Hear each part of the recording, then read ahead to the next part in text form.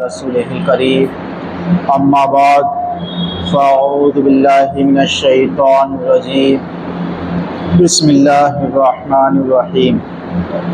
ان اللہ وملائکتہ یصلون علی النبی یا ایہا الذین آمنوا صلوا علیہ وسلموا تسلیما اللہم صل علی سیدنا و مولانا محمد وعلی آل سیدنا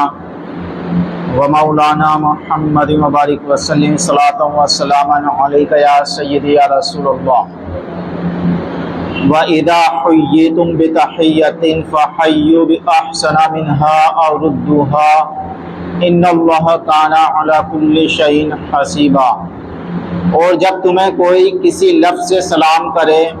تو تم اس سے بہتر لفظ جواب میں کہو یا وہی کہہ دو، بے شک اللہ ہر چیز پر حساب لینے والا ہے۔ اسلام سے پہلے اہل عرب کی عادت یہ تھی کہ جب وہ ایک دوسرے کو ملتے تو یوں سلام کرتے، حیاک اللہ، اللہ تجھے زندہ رکھے۔ تو جب زمانہ اسلام آیا تو اللہ تبارک و تعالیٰ نے ارشاد فرمایا، تو اس وقت مسلمان اس طرح سلام کرنے کا حکم ہوا مسلمانوں کو، السلام علیکم، یعنی تم پر سلامتی ہو۔ وہ کہتے تھے حیاک اللہ اور مسلمان کہتے تھے السلام علیکم۔ اس سے جامع لفظ السلام علیکم ہے، کیونکہ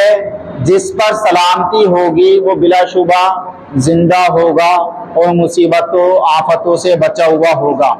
لیکن حیاک اللہ، تو زندہ رہے، اللہ تجھے زندہ رکھے، تو جو زندہ ہو ضروری نہیں کہ وہ آفت مصیبت بلاؤں سے محفوظ رہتا ہو۔ اس سے پہلی آیت میں اللہ تعالیٰ نے جہاد کا حکم دیا تھا، اور جہاد کے احکام میں سے یہ بھی ہے کہ جب فریق مخالف صلح کرنے پر تیار ہو تو تم بھی اس سے صلح کر لو۔ وَإِن جَنَحُوا لِلسَّلْمِ فَاجْنَحْ لَهَا، اور اگر وہ صلح کی طرف جھکیں تو آپ بھی اس کی طرف مائل ہوں۔ اسی طرح جب کوئی شخص سلام کرے تو اس کے سلام کا عمدہ طریقے سے جواب دینا چاہیے، ورنہ کم از کم اسی لفظ سے سلام کا جواب دیا جائے۔ مثلا السلام علیکم کے جواب میں وعلیکم السلام ورحمۃ اللہ کہیں، اور السلام علیکم ورحمۃ اللہ کے جواب میں وعلیکم السلام ورحمۃ اللہ وبرکاتہ کہیں۔ عیسائیوں کے سلام کا طریقہ ہے کہ منہ پر ہاتھ رکھا جائے۔ یہودی ہاتھ سے اشارہ کرتے ہیں، مجوسی جھک کر تعظیم کرتے ہیں، عرب کہتے ہیں حیاک اللہ، اللہ تمہیں زندہ رکھے، اور مسلمانوں کا سلام یہ ہے کہ کہیں السلام علیکم ورحمۃ اللہ وبرکاتہ۔ اور اس میں کوئی شک نہیں کہ یہ تمام طریقوں سے افضل ہے، کیونکہ سلام کرنے والا مخاطب کو یہ دعا دیتا ہے کہ اللہ تمہیں آفتوں بلاؤں اور مصیبتوں سے محفوظ رکھے۔ نیز جب کوئی شخص کسی کو سلام کرتا ہے تو وہ اس کو ضرر اور خوف سے مامون اور محفوظ رکھنے کی بشارت دیتا ہے۔ مکمل سلام یہ ہے کہ السلام علیکم ورحمۃ اللہ وبرکاتہ، اور اتنا ہی اگر کوئی سلام کرے مکمل تو جواب بھی اتنا ہی دے، اس سے زیادہ کا جواب نہیں۔ یعنی اگر کوئی السلام علیکم کرتا ہے تو اس کے جواب میں وعلیکم السلام ورحمۃ اللہ، اور اگر کوئی السلام علیکم ورحمۃ اللہ کہتا ہے تو اس کے جواب میں وعلیکم السلام ورحمۃ اللہ وبرکاتہ، اور اگر کوئی پورا سلام کرتا ہے تب بھی وبرکاتہ تک جواب دینا ہے، اس سے آگے جواب نہیں ہے۔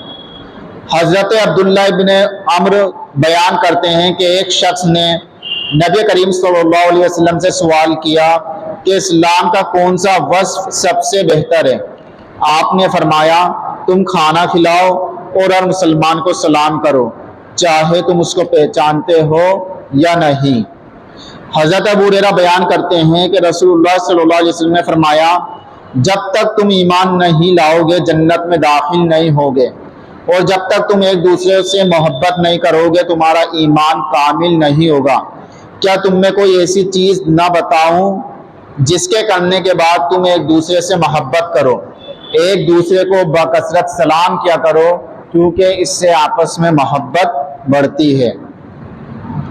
حضرت ابو امامہ بیان کرتے ہیں کہ رسول اللہ صلی اللہ علیہ وسلم نے فرمایا، اللہ تعالیٰ کے نزدیک سب سے زیادہ پسندیدہ وہ شخص ہے جو سلام کرنے میں پہل کرے۔ اور حضرت انس بن مالک کہتے ہیں کہ ہم رسول اللہ صلی اللہ علیہ وسلم کے ساتھ ہوتے، اگر ہم کسی درخت کی وجہ سے جدا ہو کر پھر مل جاتے تو ایک دوسرے کو سلام کرتے، یعنی اگر کوئی چیز درمیان میں حائل ہو جائے اس کے بعد پھر ملاقات ہو تو پھر سلام کریں۔ اب کن لوگوں کو سلام میں پہل کرنی چاہیے؟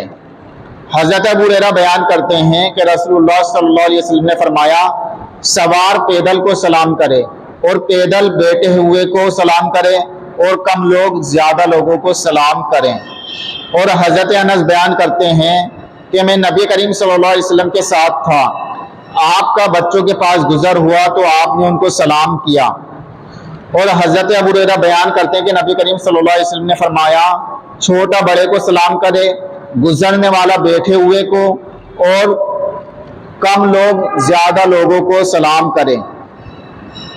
اب کن لوگوں کو یا کن جگہوں پر سلام نہیں کرنا چاہیے؟ نبی کریم صلی اللہ علیہ وسلم نے فرمایا ہے، یہودی کو سلام کی ابتدا نہ کرو۔ امام ابو حنیفہ نے کہا ہے، اس کو خط میں بھی سلام نہ کہو۔ امام ابو یوسف نے کہا، نہ ان کو سلام کرو نہ ان سے مصافحہ کرو۔ جب تم ان پر داخل ہو تو کہو، السلام علی من اتبع الہدی، یعنی اس پر سلام جو ہدایت کی پیروی کرے۔ اور بعض علماء نے کہا ہے کہ ضرورت کے وقت ان کو ابتداءً سلام کرنا جائز ہے، مثلا کسی کا افسر کافر یا بد مذہب ہو تو اس کو اس کے دائیں بائیں فرشتوں کی نیت کر کے سلام کریں۔ یعنی بعض علماء یہ فرماتے ہیں کہ کسی کا افسر کافر ہو یا بد مذہب ہو اور اگر سلام نہ کرنے میں اس کو کسی چیز کا اندیشہ ہو، کسی نقصان کا اندیشہ ہو، تو وہ چاہیے کہ اپنے جو دائیں بائیں فرشتے ہیں ان کی نیت کر کے سلام کر لے، اگر کوئی ضرر پہنچنے کا اندیشہ ہو تو، ورنہ نہ کرے۔ جب جمعہ کے دن امام خطبہ دے رہا ہو تو حاضرین کو سلام نہ کرے، کیونکہ لوگ امام کا خطبہ سننے میں مشغول ہیں۔ اگر غسل خانے میں لوگ برہنہ نہا رہے ہوں تو ان کو سلام نہ کرے، اور اگر ازار باندھ کر نہ رہے ہوں تو ان کو سلام کر سکتا ہے۔ جو شخص قرآن مجید کی تلاوت کر رہا ہو، روایت حدیث کر رہا ہو یا مذاکرہ علم میں مشغول ہو، اس کو بھی سلام نہ کریں۔ جو شخص اذان اور اقامت میں مشغول ہو، اس کو بھی سلام نہ کریں۔ امام ابو یوسف نے کہا، جو شخص چوسر یا شطرنج کھیل رہا ہو یا کبوتر اڑا رہا ہو یا کسی گناہ میں مبتلا ہو، اس کو بھی سلام نہ کرے۔ جو شخص قضاء حاجت میں مشغول ہو، اس کو سلام نہ کرے۔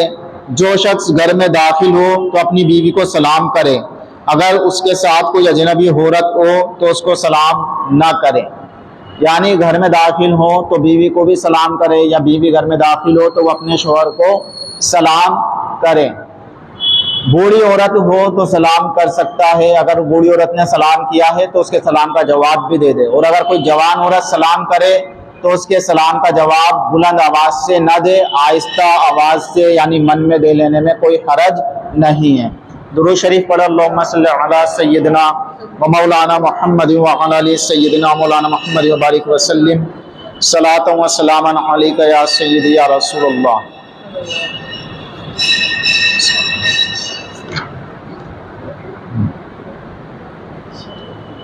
کتاب الجنائز،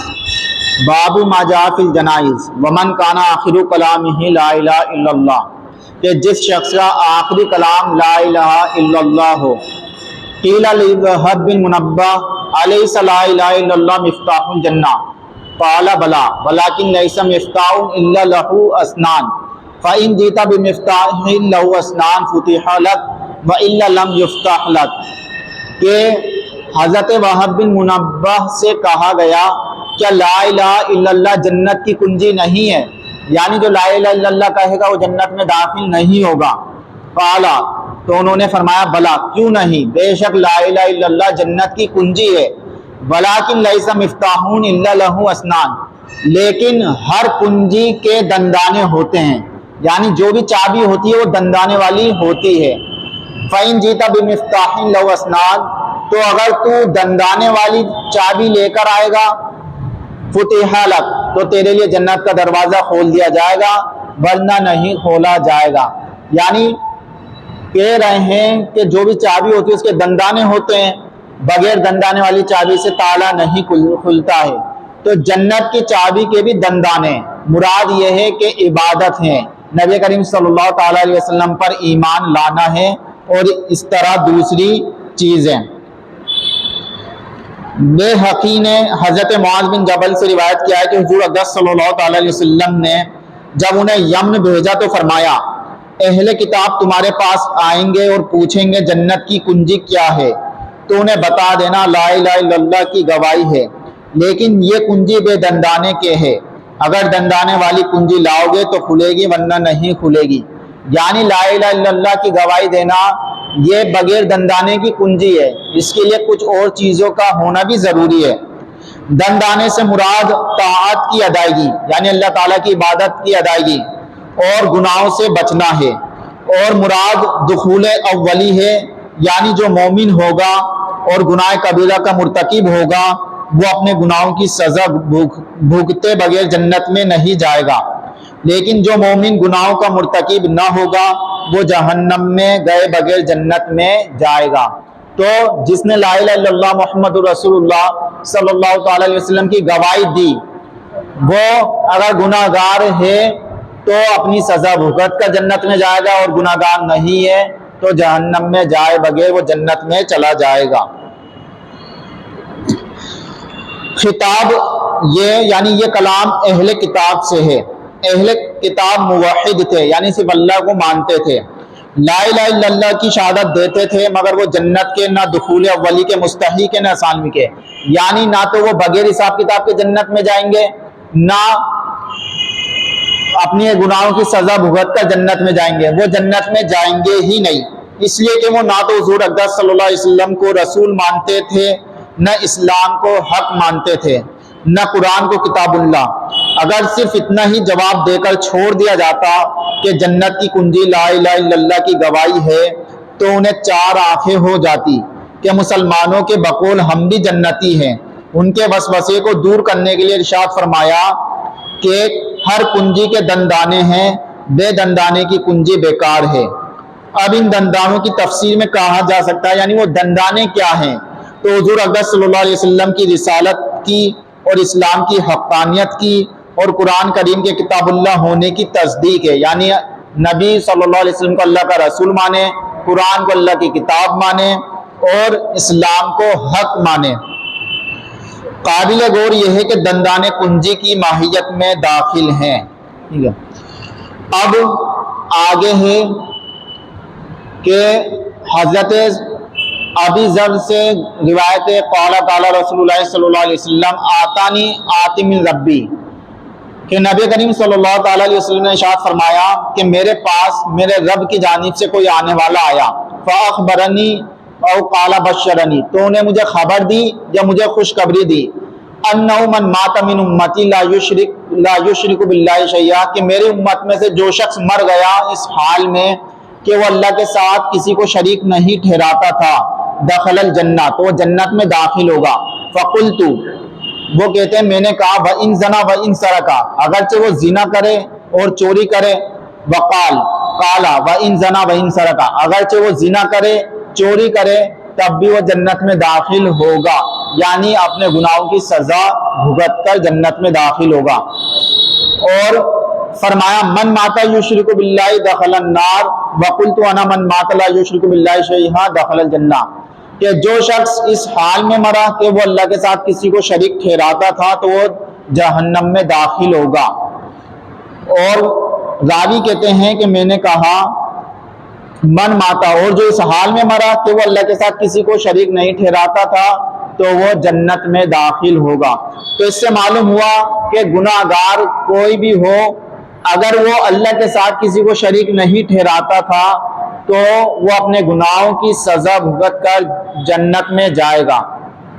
اور اگر کوئی اللہ کے ساتھ کسی کو شریک ٹھہراتا تھا یا ضروریات دین میں سے کسی ایک بات کا انکار کرتا تھا، نبی کریم صلی اللہ علیہ وسلم کو نہ ماننا، قرآن کو اللہ کی کتاب نہ ماننا، یا یہ ماننا کہ قرآن میں تحریف ہوئی ہے یعنی یہ اللہ کا کلام نہیں ہے، اس کو بدل دیا گیا ہے معاذ اللہ، یا اس طرح دوسری ضروریات دین پر ایمان نہ لانا، تو اب بھلے ہی وہ کتنے ہی نیک اعمال کرے، کچھ بھی کرے، وہ کسی بھی صورت میں جنت میں نہیں جائے گا، وہ ہمیشہ ہمیشہ جہنم میں رہے گا۔ وما علینا الا البلاغ۔ السلام علیکم ورحمۃ اللہ۔